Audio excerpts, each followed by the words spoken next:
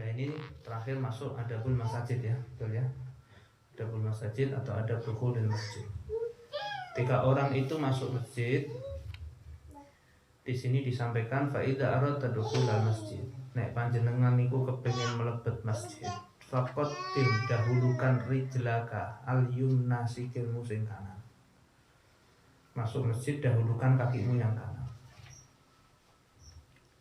Wakul katakan ketika engkau itu masuk ke dalam masjid, sholawat kepada Rasulullah, Allahumma sholli ala sayyidina Muhammad wa ala ali sayyidina Muhammad. Ya, di sini di Jalan Darul Minhaj kitab ini yang dipakai ini kita untuk hatam 8 tahun yang lalu di rumah Habib Zaki kita pakai kitab ini.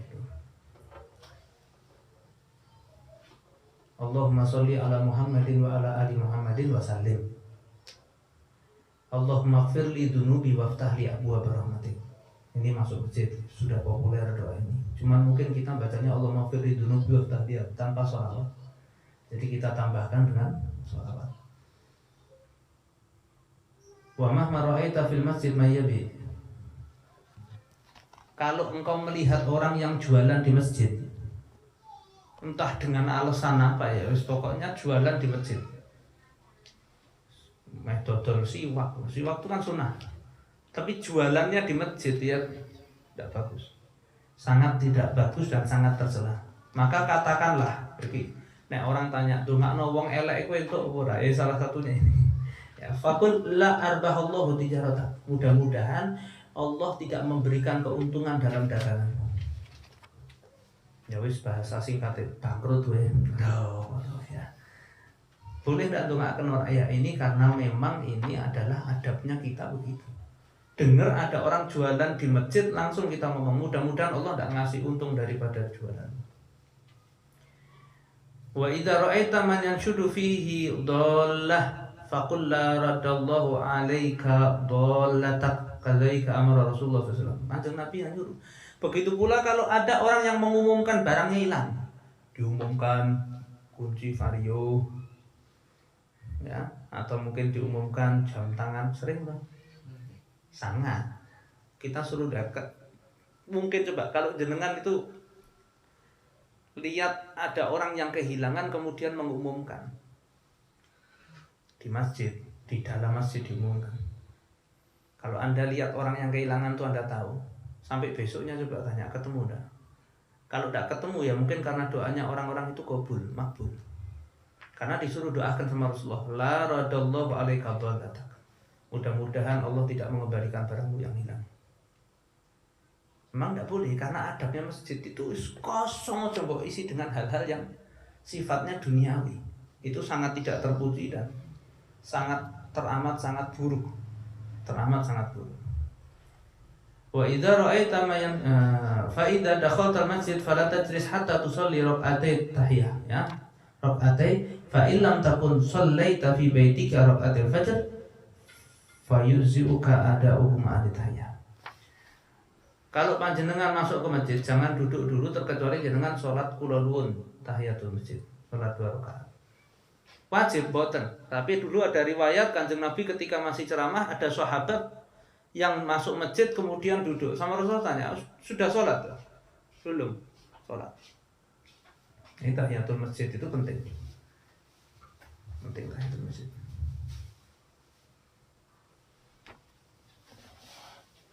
Kalau panjenengan belum sholat sunnah fajar sebelum subuh itu 2 rakaat, kemudian pergi ke masjid, maka sampai di masjid silahkan sholat sunnah fajar dan itu panjenengan sudah dapat pahala tahiyatul masjid. Kapan masuk masjid sholat berarti sudah terhitung tahiyatul masjid. Tapi ya boleh diniatkan double bagus. Sholat sunnah qobliyah fajar wa tahiyatul masjid boleh. Qobliyah wudu, qobliyah Jum'ah boleh. Ya, habis Jumat itu qobliyah Jum'ah boleh. Apalagi ini yang perlu kita tekankan, kalau tahiyatul masjid itu posisinya sudah khotibnya naik di mimbar, ini Jumatan boleh, Jumatan. Khotibnya naik di mimbar, tolong jangan lama-lama sholatnya. Ya disuruh kemerungsung ya enggak, ya maksudnya enggak usah lama-lama tuh, enggak usah baca takbirat doa iftitah, enggak usah ta'awud, enggak usah pakai surat. sekadar yang wajib. Fatihah, ruku, tumakninah, baca subhanarabbiyal azim wa bihamdihi atau subhanarabbiyal bihamdihi itu sujudnya sama rukunya ya sudah sekali-sekali cukup. Habis itu duduk tahiyat, baca doanya, bacaannya, kemudian salam, dengarkan khutbah. Ya, ini banyak, ini sering kadang orang bilang lama sholatnya. Ya, rampung sholat tanglet itu ngopo? Ya, isin khutbah iki suwe dadi tak suwe-suwe no sholatku ya. Ya, repot. Fa idza faragta min rakaatain, ya, kalau panjenengan sudah selesai 2 rakaat, fan bil itikaf, niatkan itikaf. Nah, wa itu itikaf fi hadzal masjid ma dumtu fi, selama saya di dalamnya. Tanah itu itikaf fi hadzal masjid lillahi ta'ala. Niat saja. Tapi ya kita diajarkan masuk masjid langsung niat itu bagus, silahkan, tidak ada masalah. Wad'u bima da'a bihi Rasulullah SAW. Ini kan sebelum sholat subuh ini. Yang dijelaskan sama Ghazali ini sebelum sholat subuh. Kemudian doalah dengan seperti doanya Rasulullah. Ya, setelah 2 rakaat sholat sunnah fajar, yaitu panjang doanya Allahumma inna nas'aluka rahmatan min indika tabi'u ini ada di Khulasah Madat Nabawi Habib Nabi Hafid juga ada. Ada doanya di mana, mau nyari download aplikasinya Khulasah itu sudah ada. Ya, aplikasi di Android itu sudah ada. Itu doanya cukup panjang. Kemudian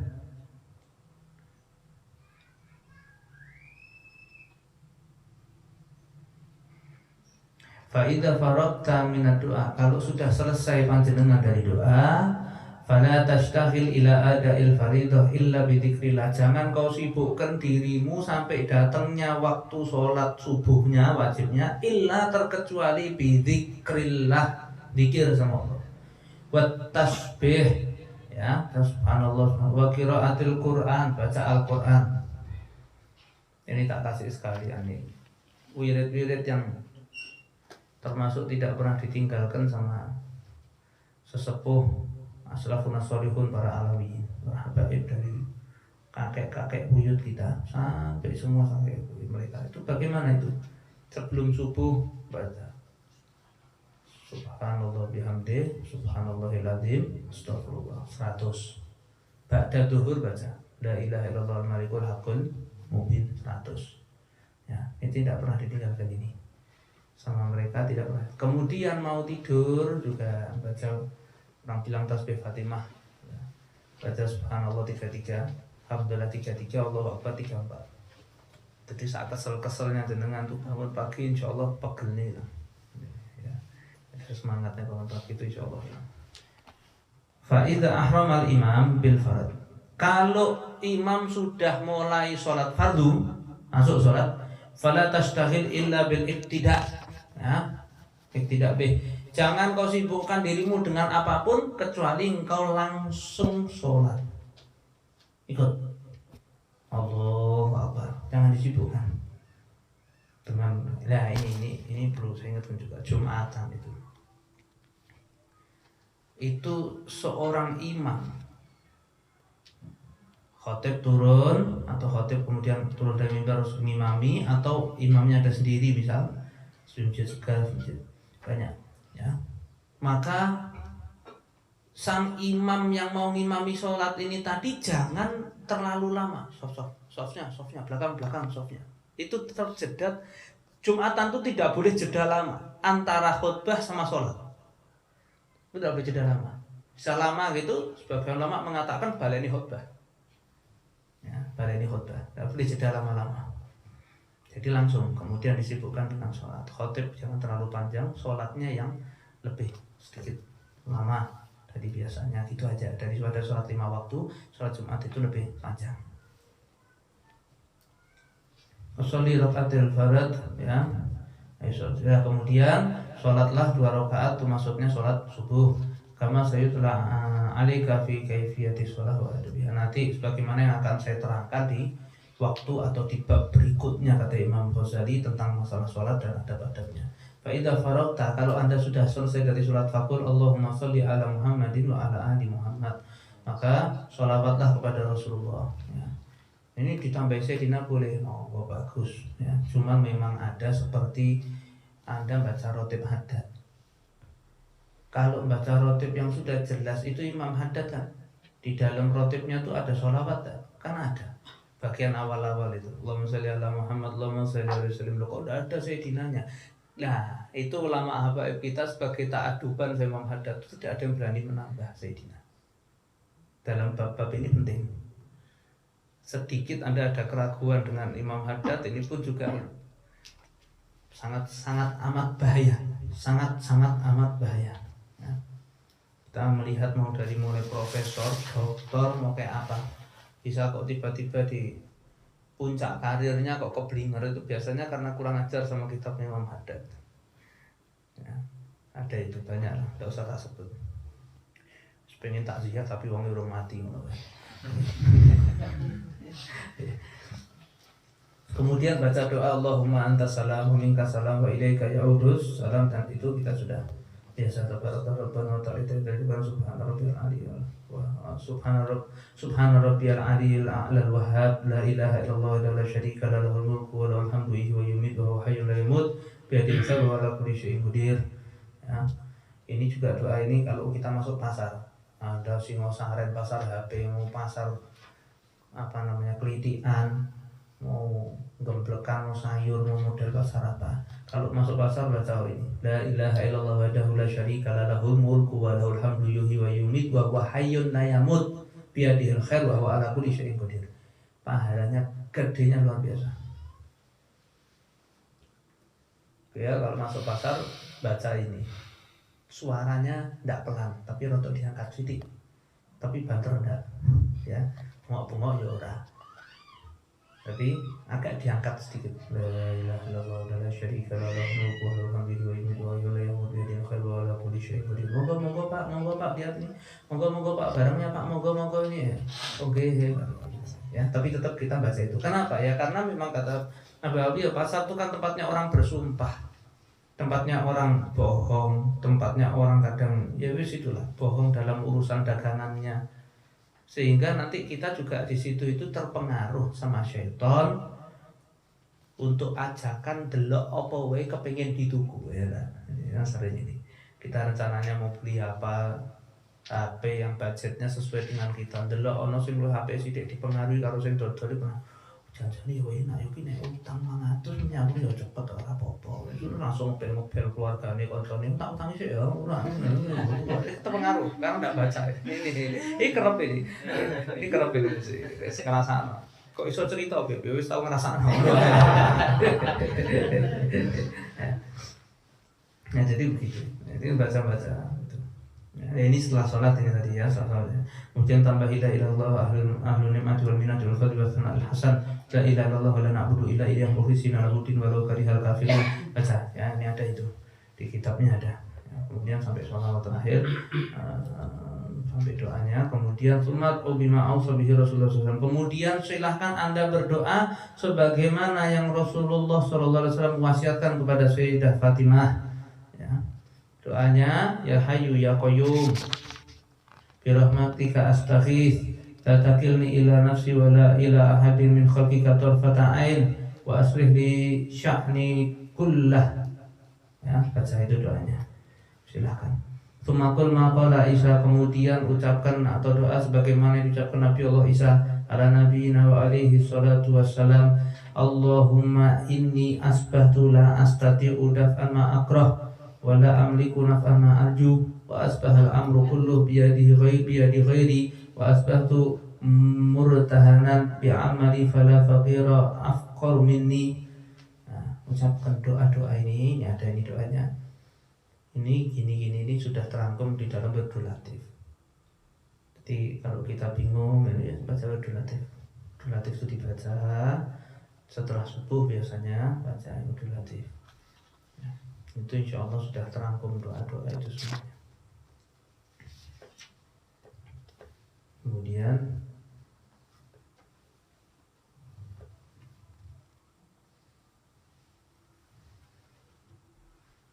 kata Imam Ghazali, "Tsumatu bima badalaka min ad-da'awati ma'thurat wa fatha bima awradnahu fi kitab ad-da'awat min kitab Ihya Ulumuddin."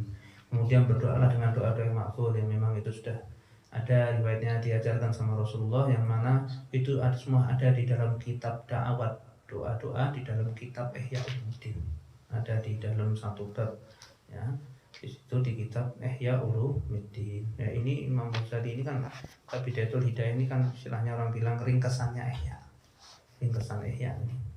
Jadi dari dulu orang yang baca kitab Bidayatul Hidayah itu hatam baleni nih, hatam baleni nih. Kayak Quran ya, dihatamkan baleni, berkahnya masya Allah luar biasa. Kita Bidayatul Hidayah itu tidak main-main.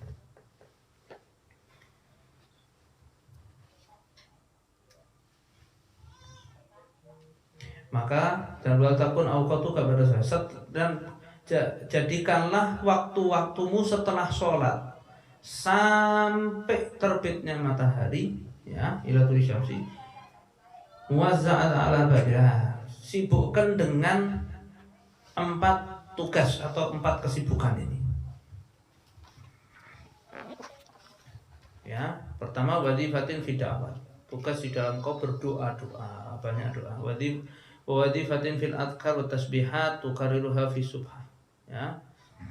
Kemudian yang berikutnya kesibukan dengan engkau berzikir, bertasbih, yang mana kau ulang-ulang itu di dalam tasbihmu, subhan tasbih.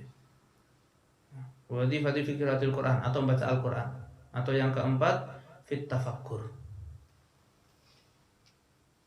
Yang pertama tadi di dalam doa-doa, kau berdoa ya banyak, terserah. Ini doa dengan bahasanya terserah, monggo.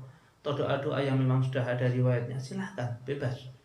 Ya doa ya Allah, kulo kering jenengan sugih, mamparingi kulo 5 miliar mawon ya Allah. Terserah, artinya selama doa-doa itu bagus ya. Doakan yang lainnya. Orang-orang yang kau benci kau doakan sakit nopo mboten. Itu berat ya. Tapi bagus menunjukkan kebersihan hati.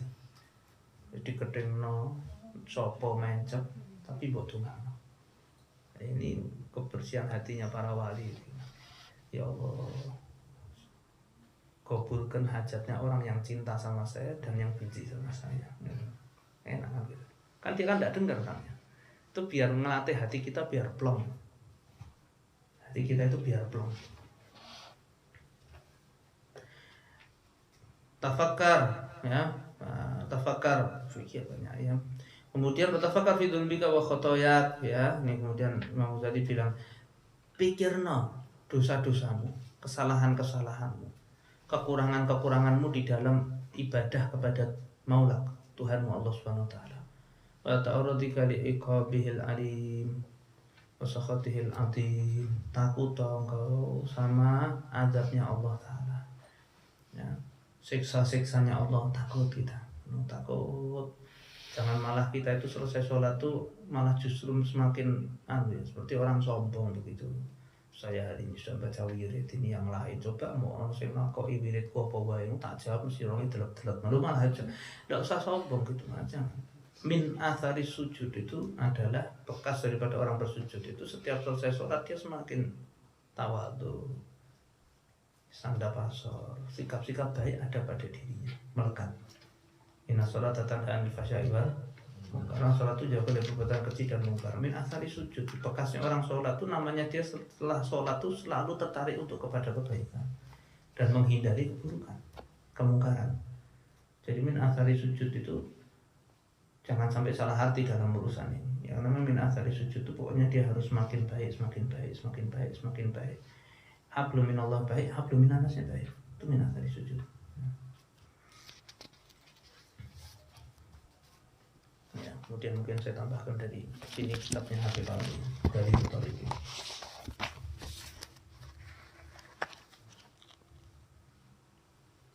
Pertama di sini beliau menjelaskan bahwa yang namanya masjid itu adalah rumah-rumah daripada rahmatnya Allah Subhanahu wa taala. Dan wa man kana qalbuhu mu'allaqan biha adallahu fi dhilli yawma la dhilla illa dhilluh kama fil hadis. Siapa orang yang hatinya mu'allaqan terikat biha dengannya yaitu masjid adallahullahu bakal Allah naungi fi di dalam dilihi naungan Allah yauma tidak yang hari yang tidak ada ladillah tidak ada naungan illa terkecuali dilluh naungannya Allah sesuai dengan hadis. Orang yang hatinya terikat dengan masjid pasti akan dapat naungan Allah di hari yang tidak ada naungan kecuali naungannya Allah. Itu kan ada hadisnya itu. ada 7 golongan masuk, banyaklah, ada yang paling sulit itu berat-berat tuh, ada orang laki dilayu sama orang perempuannya ayu syaratnya, wayu suge. Ketika dirayu untuk berbuat maksiat, kemudian orang laki tadi bilang, saya takut sama Allah, ini aku lupa, saya takut sama Allah, saya menghindar. Wah, ini dapat naungan di hari yang tidak ada naungan kecuali naungannya Allah. Termasuk ini salah satunya, hatinya selalu terikat dengan masjid. Saya terikat dengan masjid cuma di momen-momen tertentu. Oh, kapan? Ya pas Ramadan tidak wayah buka. Boleh gratisan. Fayustahabbul masyu ilaiha bisakinatin wa waqar. Nah, maka kalau jalan ke masjid, kata Habib Alwi di sini ditulis dalam kitab ini, fayustahabbul masyu ilaiha bisakinatin wal waqar. Maka hendaknya engkau kalau jalan ke masjid itu bisakinah wal waqar, yang tenang, yang terhormat, yang tenang. Ojo kemrungsung. Kau melakukan kemrungsung di kitabnya Syekh Umar Baraja Akhlak lil Banin. Orang kalau jalan kecepatan itu menghilangkan wibawa. Yang jalan yang tenang. Manten itu ketok wah ngono kan kadang karena jalannya santai. Yo rasa aku kayak manten ngono. Ya boh karepmu lah nek jenengan mungkin sing burung rabi mungkin bayangke kayak manten-mantenan ngono. Mlebu masjid ngono kaya ya pokoknya jalan yang tenang bersahaja. Maka saya sering dengar kisah tentang sejarah bagaimana di setiap depan Masjid Agung itu ada alun-alun ya, karena dulu bahasa nyebutnya alon-alon itu karena kalau sudah sampai alun-alun itu pelan. Dari rumah itu 120 sampai alun-alun 20. Halus karena mau masuk masjid. Bahkan sudah dengar komat, kemrungsung enggak? Jangan. Suruh yang santai. Jangan lari, apalagi di dalam masjidnya. Lari kepengen nututi. Apa enaknya orang sholat? Enggak enak. Jejermu ya risih. Nah, sekarang kan udah jaraknya 1 meter. Wah, monggo. Ditawar terus repot.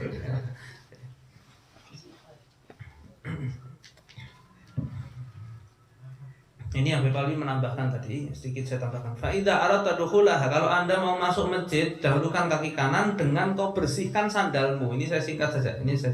Ya. Jadi begini. Ini umpama ini sandal. Ini kita masuk ke dalam masjid. Itu sandal digini-ginikan dulu di depan. Ya, di tempatnya sandal ini. Sandalnya mau ibak masuk silahkan, ada tempat mungkin lokernya atau apa silahkan. Ya, pokoknya bersihkan dulu, kakinya dibersihkan begitu atau sandalnya kemudian dibersihkan, baru kita kemudian masuk ke dalam masjid. Lah nanti kalau waktu keluar, saya singkat. Sandal itu kanan kiri dijatuhkan aja dulu, taruh blek. Keluar masjid itu sunahnya kaki apa? Kiri. Pakai sandal sunahnya kaki apa? Bahkan mumet nih. Oh berarti loncat. Engklek malah so. Caranya taruh sandal dua-dua, kaki kiri keluar tapi nginjek sandal, jangan dipakai. Nah, kaki kanannya langsung pakai sandal, kemudian kaki kiri gitu. Ya, itu jadi saking karena dijelaskan itu dulu sampai Walwi itu di waktu baca kitab ini dulu atau hatam sama beliau di Masjid Riyadh itu akhirnya keluar dari manapun sudah kebiasaan gitu. Jadi nginjek kaki kirinya, nginjek sandal, kemudian kaki kanannya pakai sandal. Yang jelas dari tempat-tempat kebaikan begitu. Jadi kemudian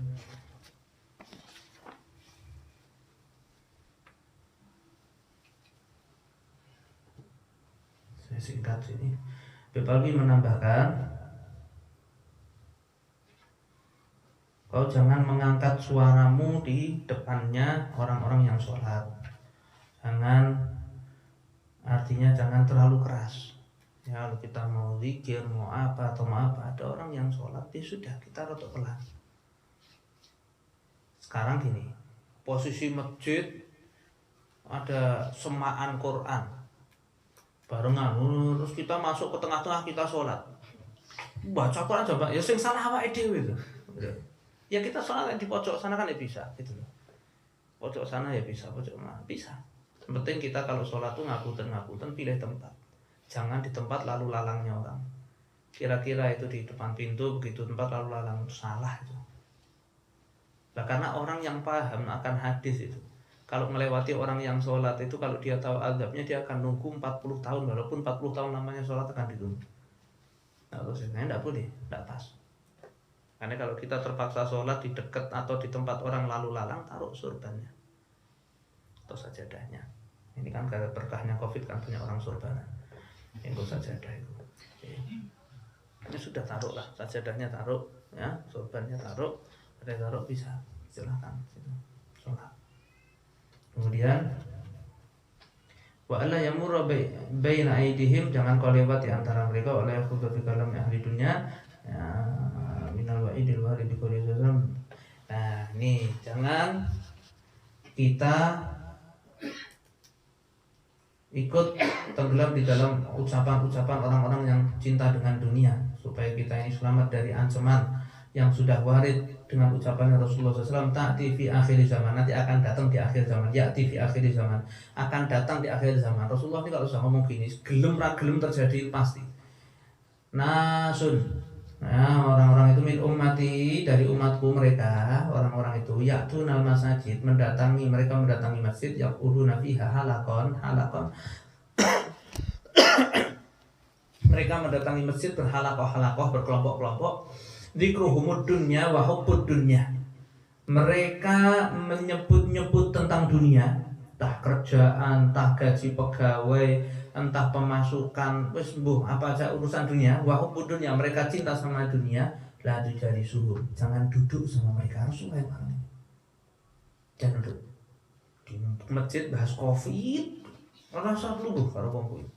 Suwe-suwe positif malah. Ya, ini walhatnya masjid, jangan. Makanya karena masjid itu tempat terhormat. Jangan duduk, la tujari suhum. Rasulullah falaisa lillahi bimaja, karena Allah tidak punya kepentingan dengan mereka. Ya, Allah. Ya, kemudian keluar dari masjid tadi, Nabi mengatakan itu tadi seperti yang sudah kita bahas, taruh sandalnya atau al-bahri, kemudian taruh kakimu di atas punggung sandalmu, kemudian pakailah, ya, summa talbasil yumna, awalan pakai dulu dengan kaki yang kanan dulu, sandalnya pakai kaki kanan. Wa yaqul idkhul Allahumma shalli wa sallim ala sayyidina Muhammadin wa ala ali sayyidina Muhammad, Allahumma ighfir li dhunubi waftah li abwaaba fadlik. Nah, kalau keluar bacanya itu. Nah, ini jadi termasuk adab-adab masjid ya seperti ini, supaya kita bisa tahu. Ini biasa pakai